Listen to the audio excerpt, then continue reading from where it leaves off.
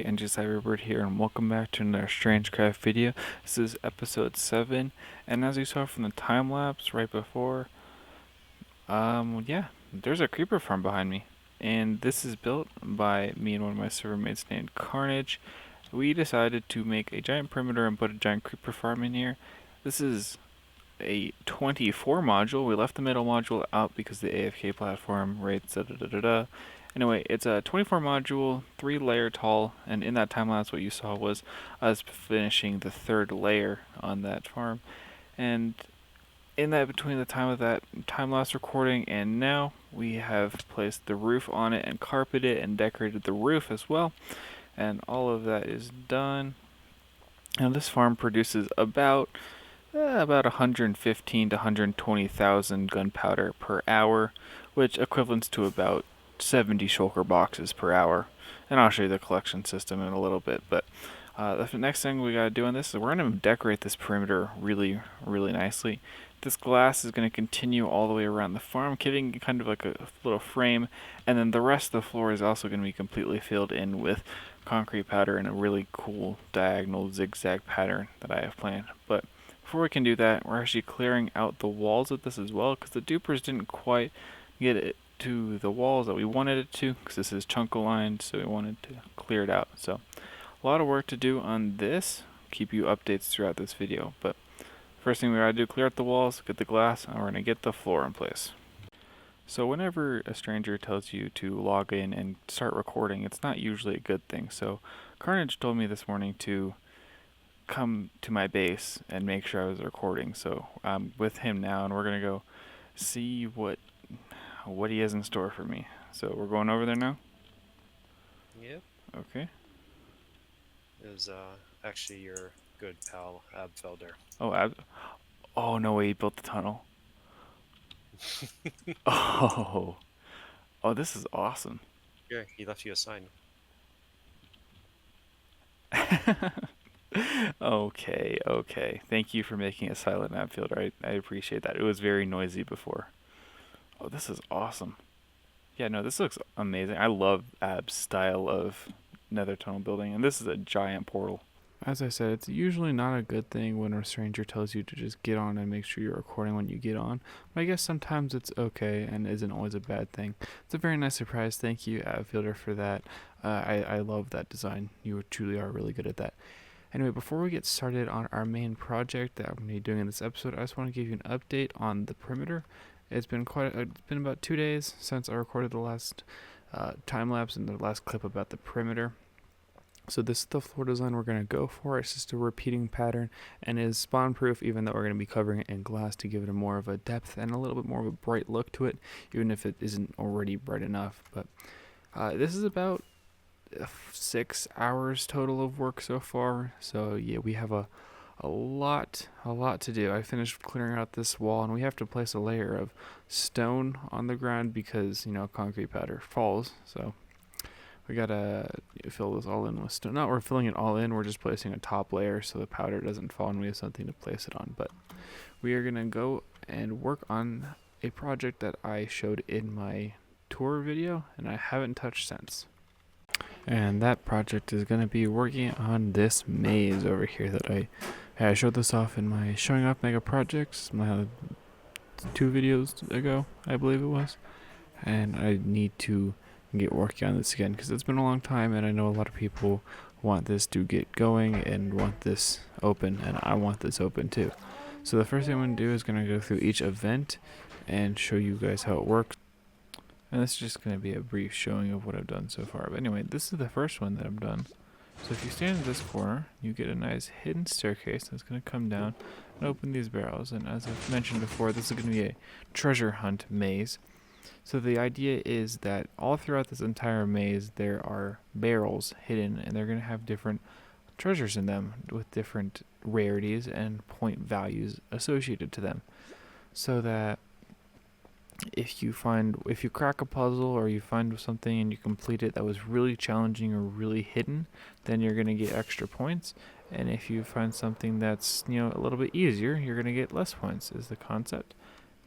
And here's the second one. So like that one over there, that was probably medium difficulty. This one is going to be also medium as well.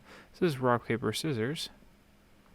And if it looks like I just push the button, you select one, and I did not win.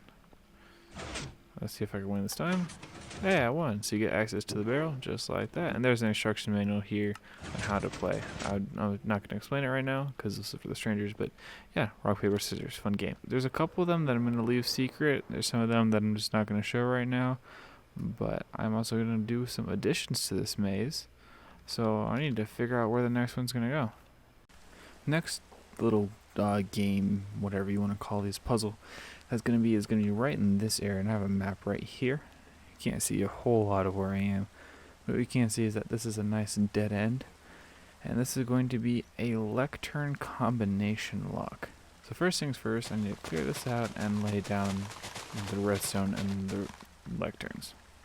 So here's just all the basic redstone down. So what's happening here is this comparator is detecting signal strength from the page of the book here. Once I flip it to the right page, which I'm not going to show you, it'll go ahead and all determines what the right page is determined by the signal strength coming out of this furnace here. And once I get the right page, all of this will turn on. It'll depower the torch right here. Sorry, these will turn on. This torch will depower right here. And then I have to get both the sides right in order to turn on. And I was thinking, to get your prize, what if you had like a couple of pistons? So you put these here and then go ahead and break these. Grab a couple sticky pistons. Just like that. I have to wire it up. So slight change of plans. Instead of having the pistons be right there, I couldn't because these comparators are bud powering them. I moved them to this block right here and this block right here so that they're getting powered from this way. And if I just quickly change the page, you can see that these have been the pistons have been extended and they've been covering the block. So now you don't see anything. And then if I put it back, as you can see, the pistons extend, revealing the barrel again. And I haven't put any of the treasures in, just putting the barrels in right now. Next, I just got to cover this up. And that was just a simple case of replacing the carpet and leaf blocks. Now if I go look back on the map, the only thing you should be seeing is a little bit of shulker boxes, but nothing of this puzzle. Perfect. I will be adding signs to this. Don't worry that there's nothing here right now, but that'll make sense to everyone later. Next thing, go. So I found another really nice spot for a puzzle, and I had a really cool concept for a button rhythm panel kind of thing. So how it works is you have to push these buttons in a very specific pattern for the puzzle to be completed. There we go. You see that piston just moved. Well, you heard, you didn't see it, but that piston moved. That means I got the pattern correct. The only problems I'm running into is I'm trying to add note blocks so you know which pattern, like which direction is correct, but that is proving to be quite difficult. So I had a really cool concept of having these barrels right over here, and when you turn it on, it drops this 2x2 sand door.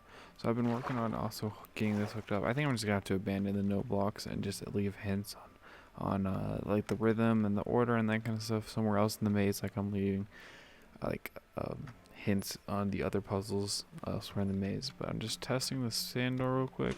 So it looks like the extension works and the retraction looks like it works. So now all that we gotta do is I gotta get the pattern right.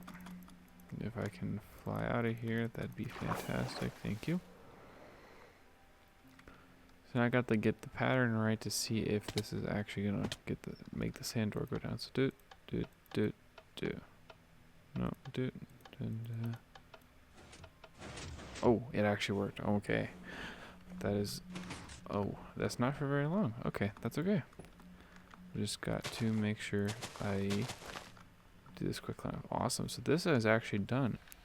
Anyway, guys, with this one done, I think it is a good time to end this video here. There's quite a few other projects that I've been doing in this maze, other things that I've built, but I don't want to spoil too much of that because I want most of this maze to be a surprise, and I want a lot of it to be made for the people that are going to be running this maze so they can record it and show it off in their own videos. So thank you everybody so much for watching. If you did enjoy, please leave a like, comment, and subscribe, and I'll see you guys in the next one.